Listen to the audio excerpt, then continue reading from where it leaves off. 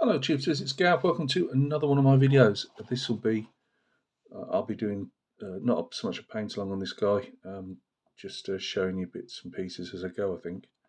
And I'll do that for the other two that I've got. You can just about see lingering in the corner there. I've also got some epic, epic Prussians I'm working on as well. Anyway, that's what this one's about.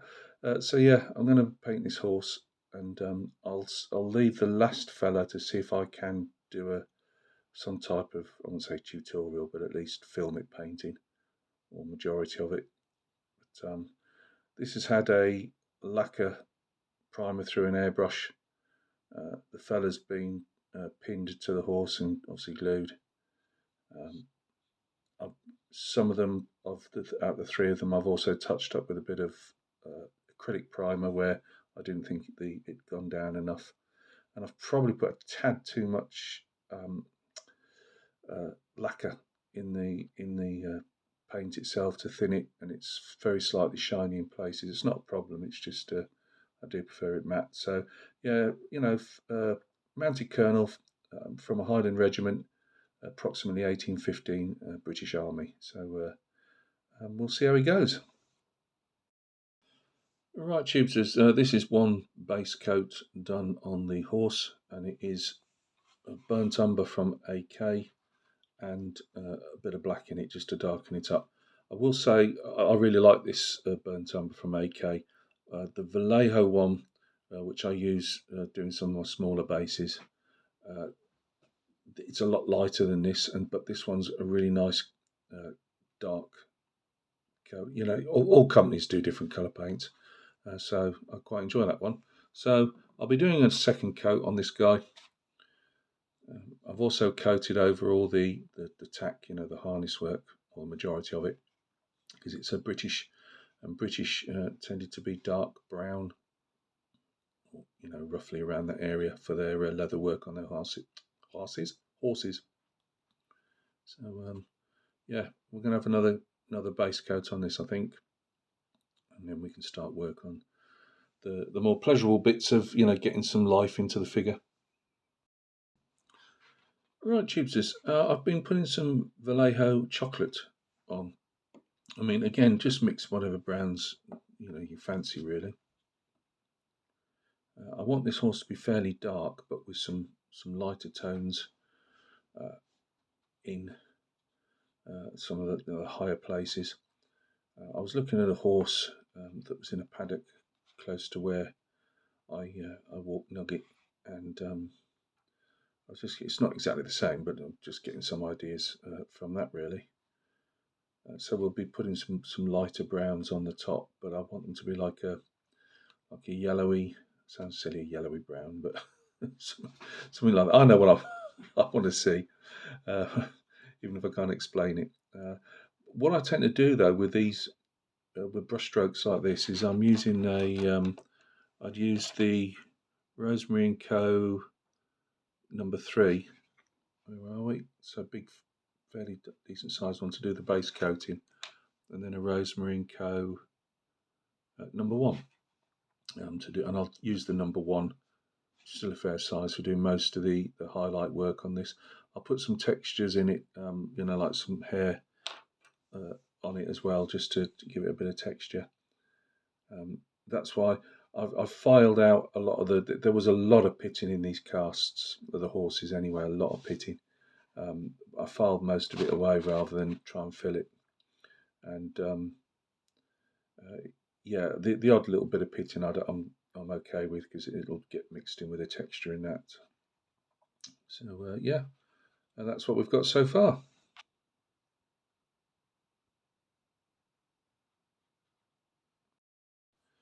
Right, guys, what I've done is with the let me get this into view, chocolate brown, I put just a tiny amount of cavalry brown in. It was just an experiment, really, to see what type of colour. Well, obviously I knew it's going to be, you're going to get a reddish colour. Can I make that bigger? There we go. And what I do is make, I've used, again, the size 1 brush. Can we get that into view, Gav? Come on, where is it? There we go. And I just make little lines on the high points that you want it to. keep them in the same direction. So in this case, I'm going this way, and on the reverse side that way. So going towards the horse's head really. And I do them in a diagonal. What should we say? 2 till 8, something like that. Anyway, and that's our base highlight. Now I'm going to try some of this. I'm not even probably allowed to say it now, but so we'll just put some grey brown on. It's a World War II colour, and I'm going to do some line work with that, and then I may use some of this this sand colour. It's what I call orc sand. So I don't even like to use a country's name anymore. So, orc sand, so roughly that colour, and I'm going to see what that looks like with some line work on as well. So we'll get back to it. Right, I've used this brown grey to do some strokes to represent like the horse's hair. Let's see if we can get in closer. Come on.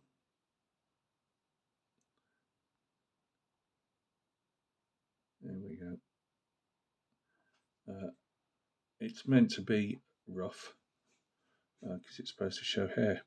You can go over the darker areas of the shadow areas as well,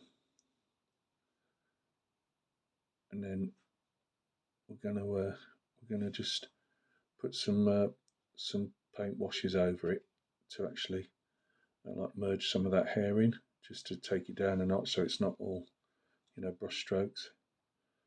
But it doesn't take too long, and you tend to find with the grey browns on top of these type of colours, they're obviously, you can see them, which makes it easier obviously if you to put them down on the top of the brown, and then if you put your whatever colour you're going to use, which I'm going to do a bit of experimenting before I come back to you, and then we'll just tone those in. Right, Tubesters, I forsake. I didn't use, that was just used normal language, Gav. I didn't use the sand type colour. I just went straight over the top with my old favourite, the Vallejo Model Air Burnt Umber, which, as I said to you guys before, you can put it on direct. I have watered this down. I know you can get what do you call it? It's a medium to water this down, for want of a better word, but I just use tap water. It seems to work good enough for me. Oops, a second. Right. So again, let's get a bit closer. Come on. Still working out this phone camera work. So you can still see brush strokes that I've replicated, rough looking hair. I'm not saying it's picturesque, but it's good enough for me. And our orangey type of Model Air, which, as I say, is pretty thin to go through an airbrush, but you can put it on neat. It depends. You just have to practice with it. It will go on slightly satin, but you're going to be matting it down anyway. But if you can see, that gives us some texture in the horse, as if it's got some horse hair in that, and you've still got your highlights. You can go a bit higher, and I still might do, and I might still. I've got some of that sand on the palette, and I might just try it out on a part of the horse. Now, if you notice, I go over the whole horse, and I know it's a waste of time, people say, as in if you're going to put some of the socks on and your white colours and stuff on that. But I never know until I've done the entire horse where I want to put my different socks and that on the horse. The different light whites and stuff, and maybe a blaze on the head. So yeah, I always just paint the entire horse. It doesn't take that much extra time, and obviously I would do a muzzle as well, which on this one I'll probably do like a dark grey, and then use a bit of flesh, which I'll show you later on. We'll probably give these dark bluey grey hooves as well. I've more or less made the mane and tail, as you can see, the roughly the same colour of the horse, but I will add some lighter colours towards the end of the mane and tail. As you can see, it's a bobtail, as I've told you before. The British Army for a long time docked its tails of its horses. So yeah, I hope that's been of some benefit. I'll do the hooves and the muzzle and everything all in one, I think, and the socks, because they're not hard to do. And I will explain what paint I've used, but I'm only doing this because a couple of guys have asked me over the last few months, maybe do a video. I will try an actual uh, paint it, not live, but if you understand me. But I thought as I'm doing this one, I'll throw it up as I go, and the second figure, I'll do make videos for more. So right, it'll be on to doing the next bits now. Right, guys, I've got the white areas of the horse painted. So that's I use dark sand, pale sand, and then ivory on top of on top of each other to get that. And I obviously do strokes of the brush again, just to put in some lines in, and I get those lines. So what you don't want is like a complete heavy line across. If you just do strokes, it looks like the hair's disappearing into the darker hair, and if you leave some going through, you get this very heavier look on the very base up above the hoof, and then you get it's almost like a mix of the brown and the white hair going through it. I've used old rose for the muzzle. I've used uh, black grey, then London grey mixed in with it, and then I think London grey. Sorry, London. So black grey, London grey mixed in with the black grey as the next highlight, and then London grey on top. You could go light if you wanted to. I've used old rose as a base colour sometimes I'll do the whole muzzle more pinky, but this time I've just left it like this. So old rose with then some. Let me just see, because it's one I bought the other day actually. So I quite like the colour. This rosy flesh from Vallejo. I thought it was quite a nice colour. So got that the other day, and that gives us the pinky look to it. The eyes, what I do is I don't put any white around, because the horses tend, unless they're really under stress in a charge, they tend not to have the white bit showing. So I just leave the base colour in, then I put a small amount of black in, but I put a very tiny white dot in, and it's supposed to be a light reflection on the eyeball. It just makes the eyeball come alive a bit. And that's how I tend to do these 28 mils. I mean, you could also say there's a bit of white showing through behind the eyeball, on the very top little corner of the eye, but it's actually, the way I do it is just for a light reflection. I went over with some gold brown and did some more highlights with on top of the wash that I'd done, just in some highlight areas, to put some more hair down, and use the same mix on top of the mane and the tail. Hooves are the same as the muzzle. I tend not to like to try and use the same colour on both, because it looks like that. Because obviously in real life I doubt they'd be the same colour. But there's hardly any hoof showing here, and by the time it's based you'll hardly see anything. So yeah, next time I do this, which won't be for the rest of the evening, but we'll get on with the leather work, the tack, and then do the saddle covers and stuff as well. So hope that's been of use to you. I think I might well shove this on as a video, just saying this is how I've done the horse. Keep it down, and then I'll do the rest of it, the rider and that, as a separate video. So yeah, that's what I'll do, I think. I better shoot a quick intro as well. Not face to camera, I don't think, tonight.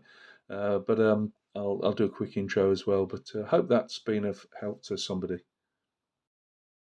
Hello Tubesters, it's me Gav, welcome to another one of my videos. This is just a quick intro. I've done this right at the end of this little painting session. I've not painted this under the camera, I've just been showing each process as I go. I will be doing probably this fella, might be the other one, I'm not sure yet. Probably doing this fella under the camera or attempting to at some point. But this video is just how the process I use to get the horse looking like this.